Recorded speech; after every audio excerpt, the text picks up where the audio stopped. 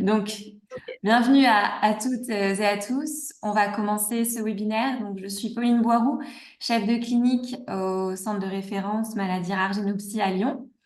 Et merci beaucoup de nous rejoindre pour ce tout premier webinaire Génopsie qui va porter sur l'intérêt du séquençage pangénomique dans les troubles psychiatriques atypiques. Alors, qu'est-ce que le séquençage pangénomique? Donc, nos intervenantes expertes vont tout nous dire dessus. Juste un petit mot sur le fait que c'est une méthode d'analyse génétique qui permet d'étudier l'intégralité du patrimoine génétique d'une personne, donc de son ADN. Et aujourd'hui, nous allons nous concentrer sur cette étude chez les personnes concernées par un trouble psychiatrique, donc atypique. Pourquoi s'intéresser à ces troubles psychiatriques atypiques? Eh bien, c'est parce qu'ils représentent un challenge pour les professionnels, pour les prendre en charge, et qu'ils ont un fort impact dans la vie quotidienne des personnes concernées et un fort impact dans la vie des aidants familiaux. Et puisqu'on les connaît mal, qu'on les diagnostique...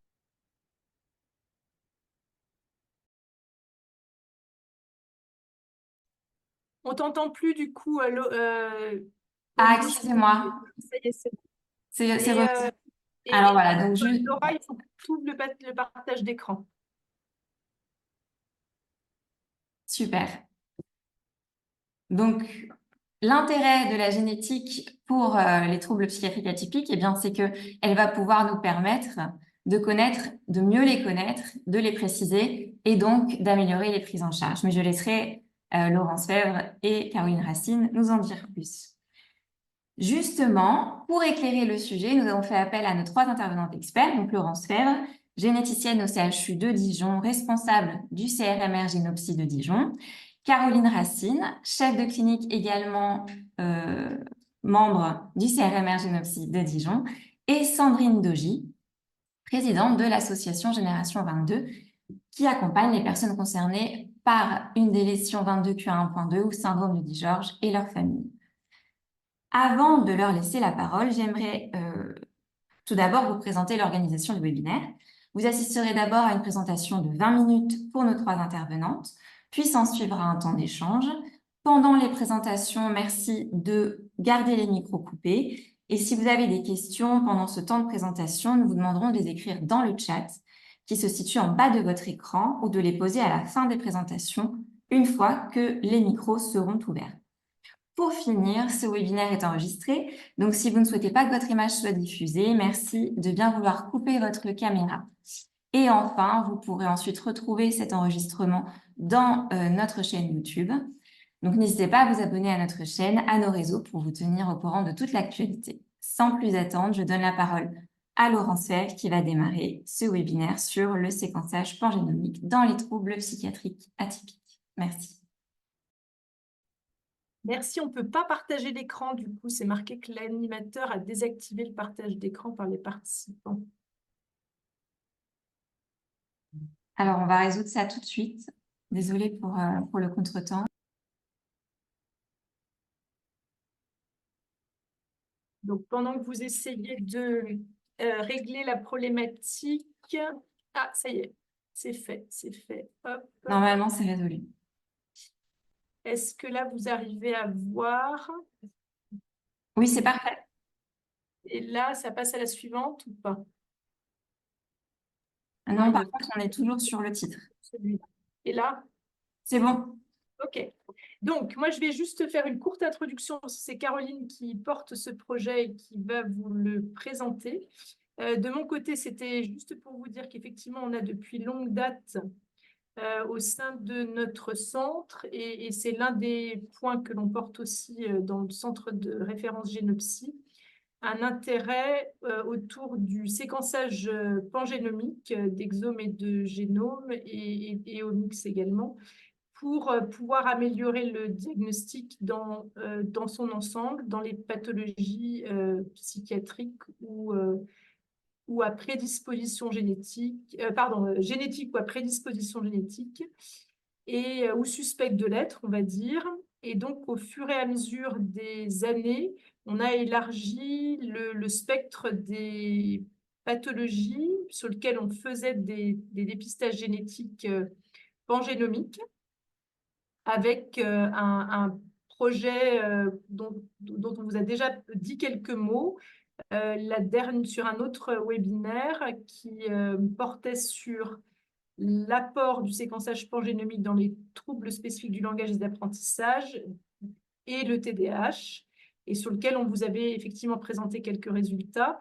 Et fort des résultats de ce projet qui montrait quand même un pourcentage non négligeable de patients porteurs de maladies monogéniques ou bien de variations qui laissaient sous-entendre une hérédité oligogénique, on a un petit peu dupliqué ce type de projet autour des troubles psychiatriques atypiques parce que dans cette thématique, on était particulièrement sollicité par la pédopsychiatrie et la psychiatrie adulte, en particulier avec le centre le centre de la Chartreuse de Juliette Martin, et trouver effectivement au fur et à mesure des résultats assez intéressants, déjà chez les patients qui avaient quelques particularités physiques montrant l'intérêt de la démarche.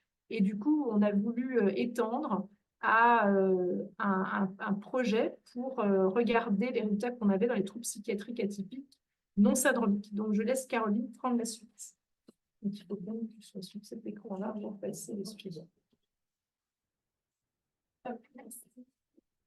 Bonjour à tous, merci de me laisser l'opportunité de nous parler de ce projet.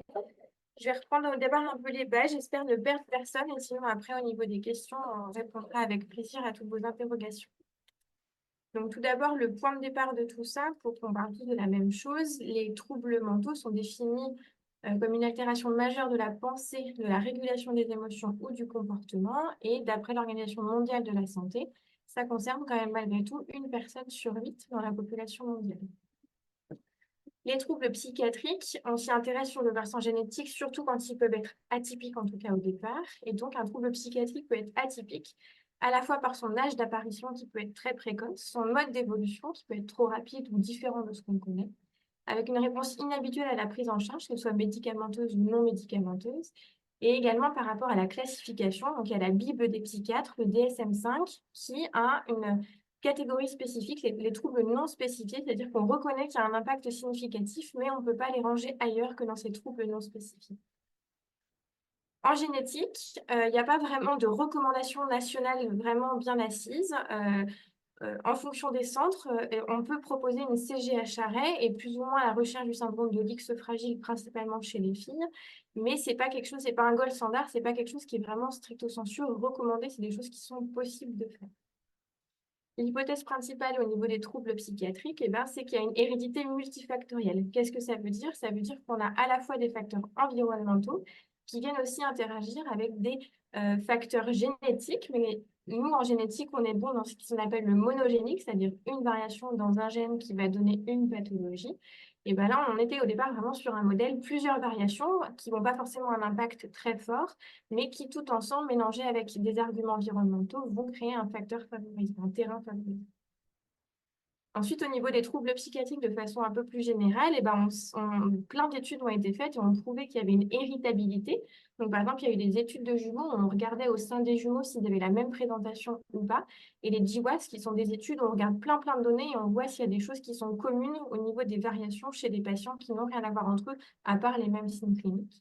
Et donc, l'héritabilité a bien été démontrée à plusieurs reprises. L'hérédité monogénique, cette histoire d'avoir une variation dans un gène qui va donner une pathologie, elle a déjà été démontrée, à la fois par exemple dans les troubles du spectre de l'autisme. Alors là, les chiffres, c'est associé ou non avec le trouble du développement intellectuel, mais on a quand même jusqu'à 20 à 30% des TSA qui peuvent avoir une hérédité monogénique. Il y a beaucoup de travaux sur les TSA, il y a énormément de choses, il y a plein de gènes connus, il y a des listes de gènes Spark, etc. Plein de données qui sont à disposition. Également, dans les schizophrénies, on a à peu près 10% en gros des schizophrénies qui sont avec une hérédité monogénique. Et donc, c'est bien pour ça que ces arguments ont été tellement forts qu'on a la possibilité de faire du séquençage de génome sur des plateformes nationales via le plan France Médecine Génomique. Enfin, dans ces troubles psychiatriques, il y a à la fois le côté aucun antécédent familial et on va avoir quelqu'un qui va avoir une présentation complètement atypique. Donc là, on peut supposer qu'il y a une origine génétique, un nouvel événement chez cette personne. ou au contraire des terrains familiaux, où il y a vraiment à la fois dans les parents, grands-parents, frères et sœurs, des troubles psychiatriques et du coup qui peuvent faire penser à quelque chose qui soit partagé au sein de la famille. Au final, il n'y a pas d'études publiées sur vraiment les études de pangénomique dans les troubles psychiatriques atypiques de façon globale. Et juste pour qu'on soit sûr qu'on parle de la même chose quand on parle des différents examens de génétique. Euh, on peut se demander finalement à quoi ça sert d'avoir un diagnostic génétique. Donc, heureusement, ça a quand même différentes utilités. Tout d'abord, le conseil génétique au sein de la famille, à la fois pour le patient et pour sa descendance, mais également au sein de la fratrie et pour les parents d'un enfant qui serait atteint. Ça apporte vraiment, du coup, on peut estimer le risque de récurrence et apporter un conseil. On peut également adapter les thérapeutiques et ça, c'est vraiment un versant qui est essentiel. Donc, j'ai mis 2 exemples, mais il y en a bien sûr d'autres. Par exemple, dans la maladie de Wilson, on sait que les chélateurs du cuivre ont été prouvés pour avoir un effet également sur les signes psychiatriques.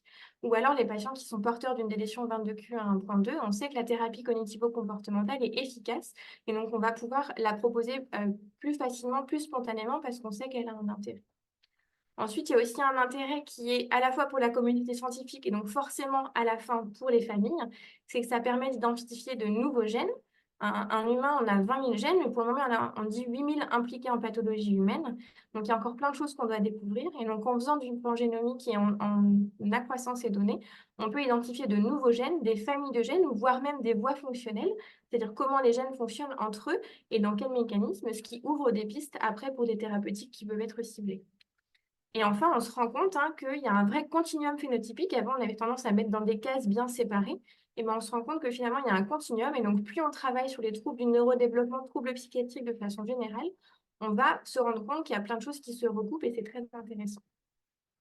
Au niveau des examens de génétique, je vais être rapide, mais au moins comme ça, on a une vue globale. Corps humain, une cellule, un noyau qui contient notre patrimoine génétique. Quand on s'intéresse au niveau des chromosomes, c'est un karyotype. Ensuite, si on va à l'étape d'après, ça s'appelle la CGH. Là, on vient voir s'il y a des petits bouts en plus ou des petits bouts en moins, des délétions ou des duplications au niveau de ces chromosomes. Et après, si on continue à zoomer dans ce mode d'emploi, on a le séquençage d'exomes ou de génomes. Là, on va aller regarder à la lettre près comment est écrit tout le mode d'emploi. Et ces séquençages qu'on appelle pangénomiques, d'exomes ou de génomes, ils sont très intéressants parce qu'ils nous permettent à la fois de voir des variations ponctuelles, des petites fautes d'orthographe dans les gènes, mais on a aussi cette information de délétion-duplication qu'on avait avec la CGH. Et le génome rapporte en plus qu'on voit ce qui se passe en dehors des parties qui codent des protéines et nous donne aussi des variations de structure. Donc vraiment, avec un seul examen, on a quand même pas mal d'informations en une seule fois.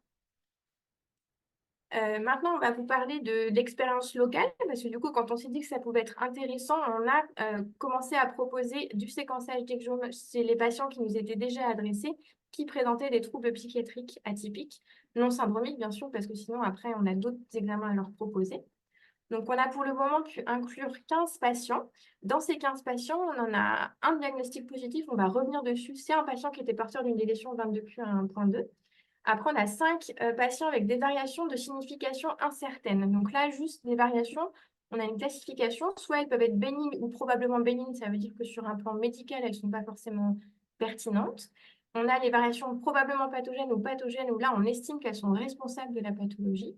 Et on a cette fameuse classe 3, variation de signification incertaine.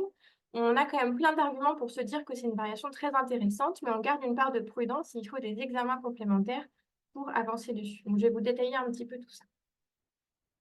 Le premier patient, c'était un jeune homme âgé de 26 ans qui était adressé à la consultation de génétique par la psychiatrie. On n'avait pas retrouvé d'antécédents familiaux particuliers. Et puis, on a noté un décalage simplement des acquisitions avec une prise en charge en orthophonie. Il a obtenu un CAP, il rapportait quand même des difficultés au niveau des mathématiques, mais il a été jusqu'à un CAP. Sur un plan médical, il présentait une épilepsie généralisée depuis son adolescence. Il avait une IRM cérébrale qui était normale. Et il était adressé parce qu'il avait fait un épisode de bouffée délirante aiguë qui était suivi d'un état psychotique qui avait enclenché un suivi. Et donc, du coup, il avait été adressé en génétique. Et donc là, on ne s'y attendait pas nécessairement comme ça d'emblée, mais il a été retrouvé une microdélétion 22q à 1.2. De novo, ça veut dire que ce n'est pas hérité des parents, que c'est nouvellement chez la personne. Et donc ça met bien en avant que on peut avoir certaines pathologies qu'on connaît plutôt bien, parce que là, elle vous en parlera ensuite, mais c'est une pathologie qu'on connaît quand même plutôt bien, mais on peut avoir peu de particularités morphologiques, pas de TND majeur, et quand même être sur ce diagnostic-là. Et du coup, c'est très important parce que pour le coup, on connaît bien la représentation psychiatrique, et donc ça aide vraiment à la prise en charge de connaître ce diagnostic génétique. Là, maintenant, je vais aborder avec vous les 5 patients. On a retrouvé les variations de signification incertaines, mais qui sont vraiment intéressantes. Coupez-moi si au niveau du temps, on ne sera pas bon, et sinon, je fais une vignette par patient. Le premier patient, c'est un jeune homme de 25 ans qui était également adressé par la psychiatrie. On avait pour le coup peu d'informations sur la famille parce qu'il n'y avait pas de renseignements sur les parents et les autres membres de la fratrie étaient placés. Et donc, il était adressé devant des troubles du comportement majeurs avec une importante violence. Et ce jeune homme, en fait, il est hospitalisé depuis plusieurs années parce qu'il est complètement en échec thérapeutique. Il est en quadrithérapie, pardon, et c'est toujours compliqué. Il avait quelques particularités morphologiques, mais vraiment mineures qu'on n'avait pas tant retenues que ça. Et donc, ce patient présente une variation dans le gène CHD3. C'est un gène qui est déjà impliqué en pathologie humaine, qui est plutôt bien connu. Et normalement, c'est un gène où il y a un trouble du développement intellectuel associé. Et donc, il y a un expert au Canada qu'on a contacté et qui, en fait, a des patients non publiés et qui dit qu'il a également d'autres patients qui ne présentent pas de déficience intellectuelle dans sa cohorte. Donc, du coup, c'est vraiment pas incompatible. Et donc, il y a une épisignature en cours. Donc, on a d'autres examens possibles. Et puis, on va essayer quand même de faire une ségrégation familiale autant que faire se peut pour essayer d'avancer sur cette variation. Mais pour le moment, ces variations de signification incertaine, mais ça va devenir intéressant puisqu'on sait qu'il y a d'autres patients ailleurs qui ont une présentation plutôt similaire. L'autre patient, c'était un jeune homme âgé de 18 ans, adressé par la pédopsychiatrie. Alors là, pour le coup, on n'avait pas d'informations sur la famille, puisque c'est un enfant qui était adopté. Donc, on a uniquement lui. A été rapporté un retard de développement psychomoteur et au cours de son suivi en pédopsychiatrie a été retenu un diagnostic de trouble du spectre de l'autisme associé à une dysharmonie développementale depuis la petite enfance et vraiment des particularités comportementales associées. Et pareil, il avait quelques particularités, mais vraiment mineures. Et chez lui, on a retrouvé une variation dans le gène SMARCA2. C'est un gène qui est responsable de troubles de neurodéveloppement. Il y a du TSA qui a été décrit, mais également, normalement, un trouble du développement intellectuel associé. Donc, s'il y avait eu en fait une déficience intellectuelle, le laboratoire aurait rendu cette variation comme responsable de la pathologie, surtout qu'on a des arguments moléculaires qui nous font penser que c'est vraiment une zone qui aura des conséquences. Mais puisque c'est des signes cliniques qui sont nouveaux, qui ont été peu explorés jusqu'à maintenant, il y a une certaine prudence qui est tout à fait normale de la part du laboratoire. Et donc là, même principe, il y a une épisignature, donc on va pouvoir aller regarder si la variation se comporte bien comme une variation qui a des conséquences. Troisième patient, jeune homme de 22 ans, adressé par la psychiatrie. Là, pour le coup, il y avait quelques antécédents familiaux, mais pas exactement la même présentation. Un patient qui a été diagnostiqué dyslexique et dysorthographique avec une phobie scolaire. Il a un QI dysharmonieux qui est un peu borderline si on cherche à le côté. Et donc lui, c'était vraiment une version très trouble anxieux, plusieurs tentatives de suicide, et il était étiqueté psychose infantile. Pareil, quelques particularités morphologiques, mais des choses plutôt mineures. Et chez lui, on a retrouvé une variation qui a déjà été rapportée dans la littérature comme étant connue pathogène responsable de la pathologie en lien avec ce gène-là, le gène SCN1B. Mais comme c'est un gène normalement de retard global de développement avec encéphalopathie épileptique et que ce patient n'est pas décrit comme ayant une épilepsie, même principe, il y a une prudence de la part du laboratoire. Et donc, on a aussi une épisignature qui est en cours. Toutes ces épisignatures, c'est dans le but de pouvoir reclasser et d'apporter ce conseil génétique à ces familles. Si on ne m'arrête pas, je continue. Le quatrième patient, c'est un jeune homme de 10 ans, de nouveau adressé par la pédopsychiatrie. On avait quelques antécédents dans la branche maternelle de troubles déficitaires de l'attention avec hyperactivité. Et puis, retard de développement également, TDAH du coup chez le patient, associé à une dysgraphie. Et il avait des troubles des interactions sociales atypiques. C'était difficile de vraiment complètement qualifier la présentation psychiatrique de ce patient. Et il a un certain nombre de traitements médicaments en lien avec son TDAH, le risperdal, et puis un petit retard de croissance qui avait nécessité une prise de GH. Pareil, quelques particularités morphologiques plutôt mineures. Et là, on a retrouvé chez ce patient 2 variations. Ça, c'est des choses qui arrivent, ce qu'on appelle les doubles diagnostics. Donc, une première variation héritée du papa, pour le coup, dans 7D2. Et donc là, pareil, si on avait été dans le spectre complet de la pathologie, c'était évident qu'elle aurait été rendue pathogène. Et en plus, pour ce gène, on sait que la pénétrance est incomplète. Ça veut dire qu'au sein d'une même famille, les personnes porteuses de la même variation ne vont pas forcément présenter les mêmes signes. Donc, le fait que ce soit hérité d'un père peu symptomatique, c'est pas quelque chose de choquant avec ce syndrome. Et donc là, il y a aussi une épine-signature en cours. Et en plus, il a une variation héritée de sa maman, pour le coup, qui est un petit peu moins convaincante. Donc d'abord, on s'intéresse à cette des deux et après, on ira voir si la variation dans KMT2B a également une implication ou non dans sa présentation clinique. Ma dernière vignette de patient, c'est une jeune fille de 7 ans adressée par la pédiatrie. Il y a des antécédents familiaux dans les deux branches chez les grands-parents. Chez elle sont rapportés des troubles du comportement, un TDAH qui a été étiqueté, un décalage des acquisitions, mais le bilan neuropsychologique ne retrouve pas de troubles du développement intellectuel. Et donc a été diagnostiqué un TED et une personnalité psychotique chez cette petite. Et là, pour le coup, il y a aussi une variation qui a été retrouvée dans le gène WDFY3, hérité de la maman. Et en fait, ce gène-là, on est en train de décrire, il était d'abord connu dans les petites têtes, les microcéphalies, et il y a des papiers qui sont en train de sortir sur le fait qu'il y a aussi des variations qui peuvent causer l'inverse, d'avoir un tour de tête plus important, et cette jeune fille a un périmètre crânien à la limite. Je vois apparaître Pauline, et donc je vais conclure très C'est juste rapidement. pour laisser du temps à Sandrine. Voilà, Bien sûr, vous faites bien. Et bien, juste pour vous annoncer que du coup, fort de tous ces résultats où il y a plein de pistes très intéressantes, on monte un projet de recherche. On va du coup inclure une centaine de patients dans différents centres d'inclusion dans la grande région et y compris sur Lyon, pour justement étudier l'intérêt du séquençage d'exomes et pour pouvoir le prouver avec une étude bien construite et une publication à la clé pour que ça puisse être utilisé par la suite. Et j'ai juste rajouté les critères, mais si jamais les diaporamas sont transmis, il n'y a aucun souci pour que ça puisse être lu plus tard. Et donc, on remercie bien évidemment toutes les familles qui ont bien voulu participer jusqu'à maintenant, notre laboratoire, tous les cliniciens qui ont inclus, et puis disponible pour les questions et hâte de discuter avec Sandrine. Merci Caroline.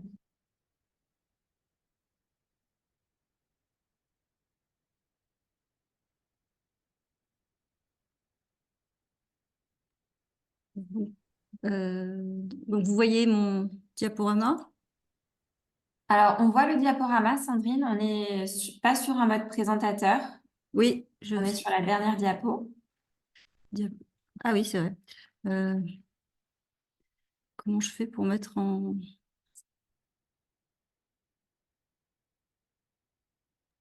Tu es sur le bon endroit, il faut aller dans diaporama. Oui, sauf que j'ai la barre de zoom dessus et alors Ah. attendez, voilà, c'est bon.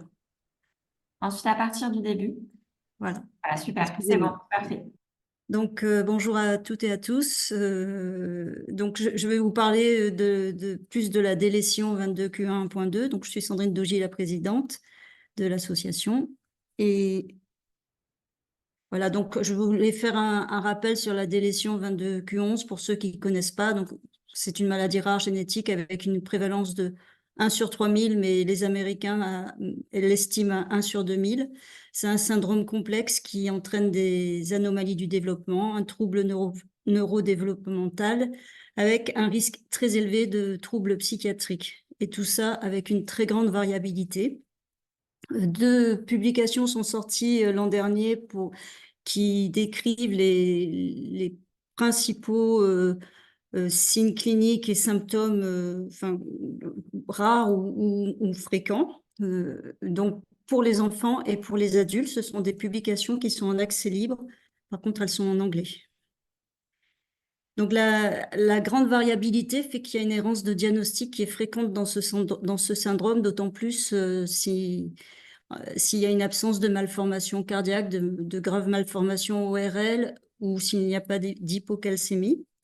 Mais il y a quand même un intérêt à avoir un diagnostic, même tardif, alors en présence de troubles psychiatriques d'autant plus, parce que ça permet quand même à la famille de déculpabiliser. Ça a été dit, le test génétique est à faire sur les parents et c'est important aussi pour la fratrie quand ils ont un projet de parentalité. Le fait d'avoir un diagnostic, ça permet de mettre en place des mesures de prévention, limiter le stress, proscrire le cannabis. Il faut être aussi vigilant, à la vulnérabilité de ces personnes. Et cela permet aussi, bien sûr, de mettre un suivi avec une prise en charge adaptée et personnalisée, tout au long de la vie, comme ça a été dit dans l'Handifocus 4. Que faut-il absolument savoir sur le syndrome de Williams et Eddie George? Alors, la prise en charge psychiatrique de la délétion, elle est quand même spécifique et doit être individualisée. Il y a des formes résistantes au traitement. Il y a souvent plusieurs troubles associés et aussi des comorbidités. C'est important de faire des évaluations neuropsychologiques parce que le profil cognitif est hétérogène et ce sont des personnes qui donnent bien le change, mais en fait, souvent, elles ne comprennent pas tout ce que vous dites. Un référentiel sur la prise en charge psychiatrique a été fait en 2019 en partenariat avec Génopsy, donc notre association et les filières de santé Handirard et déficience. Je vous en parle juste après. Et la prise en charge psychiatrique, c'est quand même bien de la faire en lien avec un centre de référence ou un centre de compétences Génopsy ou maladies rares à expression psychiatrique. Et puis, c'est vrai qu'on peut mettre en place des programmes de psychoéducation. Et puis, bon, j'ai oublié de le dire, mais aussi des programmes de TCC, comme ça a été dit par Madame Racine.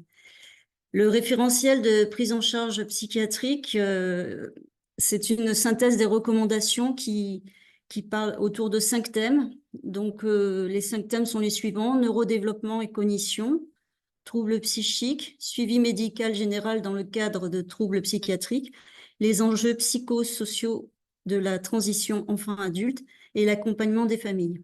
Donc, on vient de le remettre à jour et il est en cours d'impression, parce que nous n'en avions plus. Et je voulais quand même terminer en vous parlant de ce livre qui est sorti en début d'année, qui parle du sujet d'aujourd'hui, qui s'appelle Schizophrénie et génétique, un ADN de la folie, qui a été écrit par le docteur Boris Chaumette du Centre de référence maladies rares et expression psychiatrique de l'hôpital Sainte-Anne, et donc qui est très intéressant, qui est à destination des professionnels et des familles, un peu compliqué, mais en s'accrochant, on y arrive très bien. Voilà, je voulais vous remercier pour votre attention. Merci infiniment à vous trois.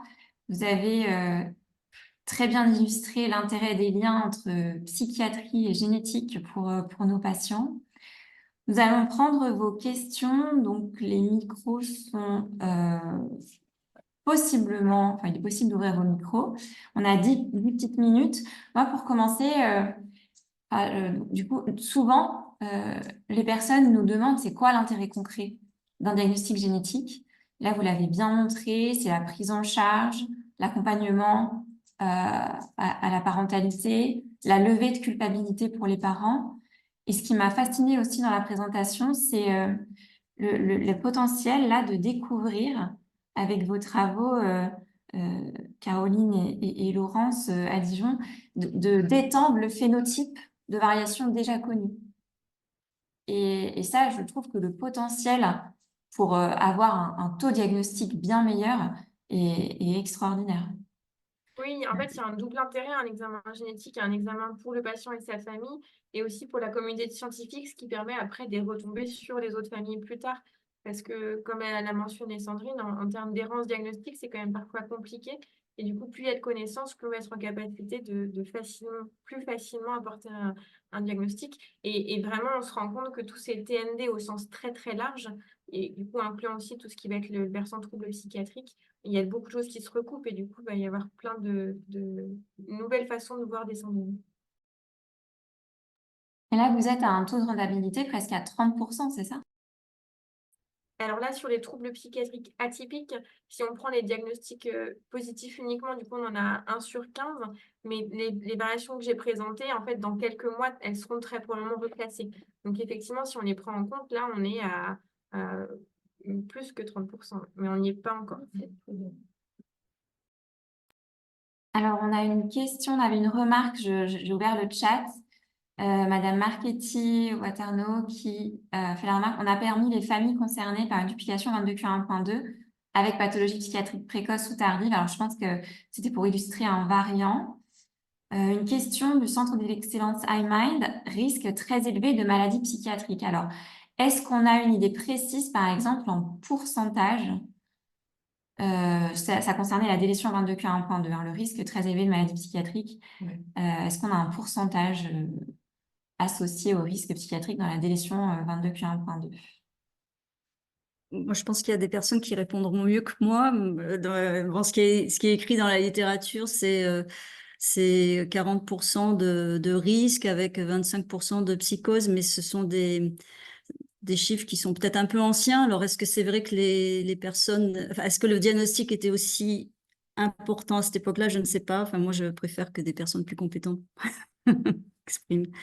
s'expriment. Alors oui, peut-être que je peux me permettre d'intervenir sur la dernière question qui a été posée.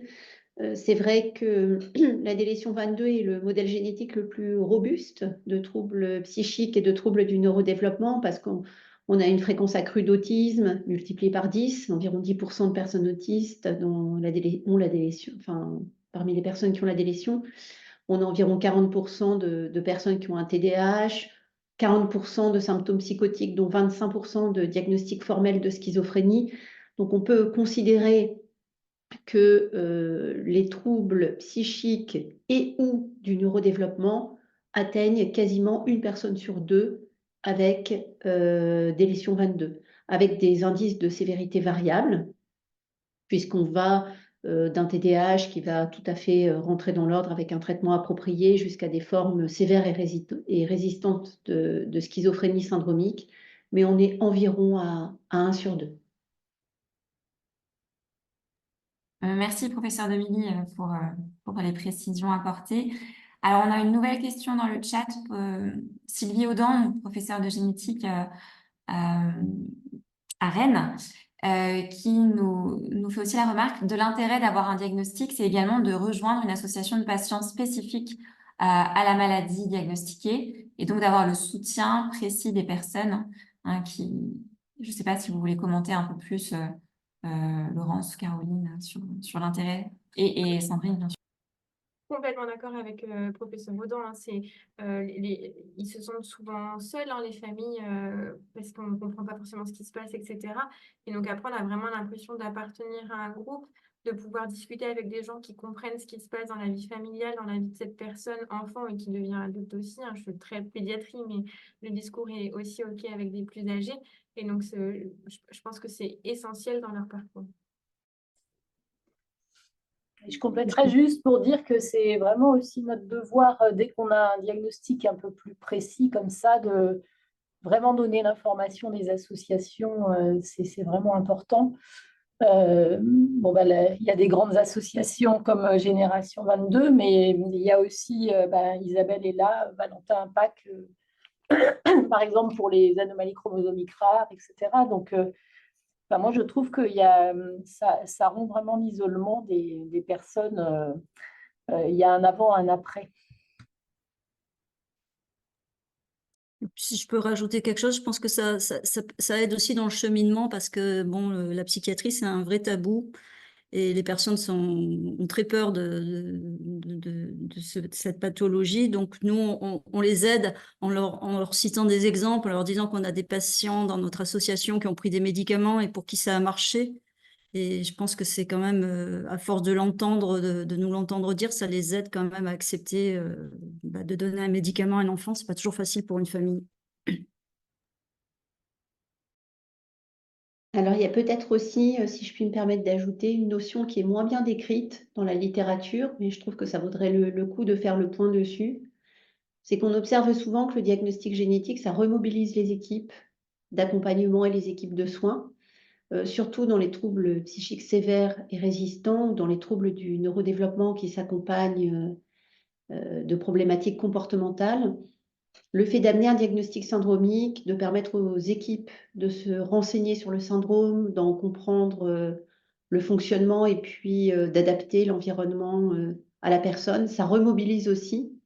Et on a vu des équipes qui étaient un petit peu, voilà, on peut le dire, découragées dans certaines prises en charge, qui sont vraiment, qui se sont remobilisées, qui ont réfléchi et qui ont pensé des choses à nouveau avec un certain dynamisme une fois que le diagnostic génétique a été posé.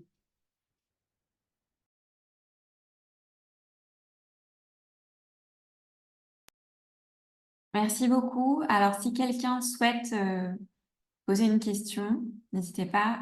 Sinon, je vais enchaîner. Alors, j'enchaîne. Moi, je me suis posé la question également de est-ce que le séquençage pangénomique pourrait peut-être éclairer, apporter des diagnostics dans un contexte polygénique? Alors, on est effectivement sur un modèle qu'on dit oligogénique, c'est-à-dire plusieurs variations dans plusieurs gènes qui, mis ensemble, vont être responsables de la pathologie, alors qu'individuellement, il n'y aurait pas eu forcément de conséquences. Bien évidemment que c'est un modèle très, très pertinent qui est déjà étudié dans d'autres pathologies, mais pour le moment, c'est quand même plus l'étape de la recherche que du diagnostic en routine, mais c'est évident qu'on va en arriver là.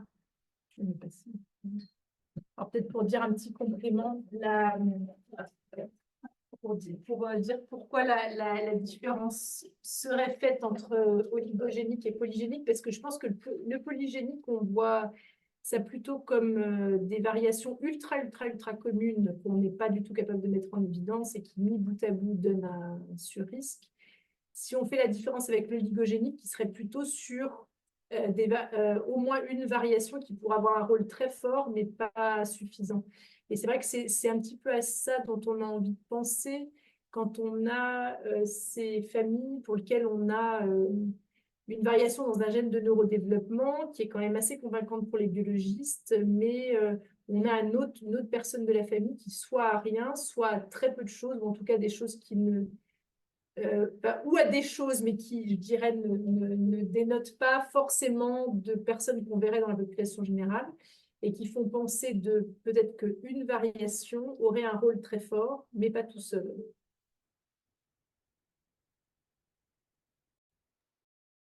Oui, merci beaucoup. Et donc, avec cette extension de phénotype, on pourrait peut-être justement découvrir ces variations un petit peu qui rentreraient dans un modèle oligogénique et pouvoir après les détecter pour pouvoir aussi détecter les combinaisons. Enfin, c'est un petit Alors, peu les l'idée qu'on a combinaisons, on en... n'est peut-être pas prêt de le faire, mais en tout cas, mettre en évidence du coup un variant. Je pense que la plupart des situations BSI3+, que Caroline vous a montré, on a envie de se poser ces questions-là. Parce que, alors c'est vrai qu'il y en a certaines qui vont peut-être devenir du monogénique parce que on est sur une mutation des novo avec une épisignature qui va être très convaincante et que peut-être qu'on sera effectivement sur des modèles monogéniques.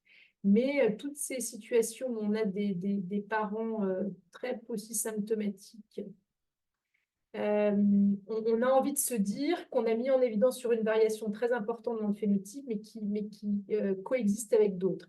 Et par exemple, il y avait un arbre généalogique qui était intéressant, celui avec 7D2, où on a aussi, du côté de la maman, identifié une autre variation qui a aussi été, on va dire, été interpellée les biologistes. Et qui, donc on a un papa qui a voilà, qui est passé inaperçu dans la population générale. Bon, certes, à chaque fois, on tombe dans ces cas-là sur des personnes qui avaient des parcours scolaires difficiles, qui ont arrêté très tôt la scolarité, qui avaient quand même des comportements un petit peu atypiques, mais néanmoins, voilà, qui font partie des personnes comme on peut avoir régulièrement dans certaines classes. De l'autre côté, la maman avait un TDAH et la variation principale, on l'a trouvée chez le papa, mais la maman a aussi une variation de situation incertaine et l'enfant a les deux. Donc, par exemple, là, peut-être qu'on peut se dire, l'une des hypothèses, évidemment, tout ça, c'est approuvé avec le temps, que la coexistence des deux a pu jouer. Et c'est vrai qu'on a l'équipe de Nantes qui a aussi, par exemple, fait un joli travail qui est en train d'être publié là, en reprenant dans les dossiers que l'on avait, des situations où on a vraiment des variations convaincantes qui avaient été classées comme pathogènes cette fois, avec un parent asymptomatique. Et donc, dans ces cas-là, qu'est-ce qu'on se dit? C'est que le parent asymptomatique, effectivement, il avait la variation, probablement sans autre facteur de contribution, si on veut, et que l'enfant, on n'a pas mis en évidence tout le reste, mais on a mis le doigt sur une variation importante, mais probablement pas suffisante. Et là-dessus, on se dit quand même, dans notre milieu de génétique, que ça peut être une vraie réponse à tous les diagnostics qu'on ne faisait pas, parce que finalement, pendant longtemps, un diagnostic d'une mutation convaincante qu'on trouvait chez un parent qui n'avait rien, on se disait on la laissait de côté. Et maintenant, on se dit que tout ça, et en particulier dans le secteur psychiatrique et troubles du langage et de l'apprentissage, avec des mutations plus modérées, je pense que c'est des vraies pistes pour avancer, mais ça va être compliqué, hein. Il faut s'y attendre. Merci beaucoup, Laurence Fèvre, pour ces précisions. Alors, je vois, professeur Demilly. Moi, j'avais une petite question pour Laurence qui n'est pas forcément facile. C'est vrai que ces résultats-là vont faire rêver un certain nombre de cliniciens psychiatres et de familles. Comment fait-on en France, si on habite Limoges, si on habite Brest, enfin je dis ces villes complètement au hasard, hein, comment fait-on pour avoir accès au diagnostic génétique dans des formes complexes de troubles psychiques, soit en tant que famille, soit en tant que professionnel? Quelle est la marche à suivre? Et est-ce que c'est possible un peu partout sur le territoire? Alors, déjà, il y a dans les personnes qu'on a reçues de la pédopsychiatrie ou de la psychiatrie adulte, il y a déjà tout un pourcentage qui, à mon avis, est au moins la moitié, où finalement, on a autre chose. On a des particularités physiques, on a des histoires de malformations mineures, on a des histoires de troubles des apprentissages complexes qui pourraient aussi... Et donc, tous ces éléments-là peuvent ouvrir à des analyses génétiques qui peuvent être réalisées dans le cadre du plan France Médecine Génomique. Parce que si c'est... on a dans notre pré-indication anomalie de développement, c'est quand même assez large. Quelqu'un, par exemple, qui va avoir vraiment des traits particuliers du visage importants, qui va avoir... je vous dis n'importe quoi, un strabisme, une obésité, des petites malformations mineures des extrémités, et ben, c'est quasiment la moitié des personnes qu'on voit adressées par les psychiatres qui sont comme ça, qui n'ont pas des choses super importantes où les gens se sont dit c'est de la génétique à la base, et donc qui peuvent avoir un trouble psychiatrique et qu'on peut tester dans le cadre du plan France Médecine Génomique. Donc ça, on va dire accès France entière facilement parce que les circuits sont mis en place. Pour ceux qui ne connaîtraient pas les circuits, ils adressent leurs patients en consultation de génétique. Après, restent les personnes qui vraiment, où vraiment il n'y a que les troubles psychiatriques. Mais je peux vous dire que des fois, c'est super difficile pour nous de savoir dans quelle catégorie on va les mettre. Parce que, voilà, parfois, il y a des personnes avec des obésités morbides. On sait que les médicaments psychiatriques peuvent aussi contribuer à ça. Et voilà, il y a des fois où on a du mal à savoir si on le met dans le non-syndromique ou dans le syndromique. Donc, ça veut dire que si on ne sait pas trop, si on n'a pas d'autres circuits, on peut le mettre du côté syndromique et puis ça ira bien.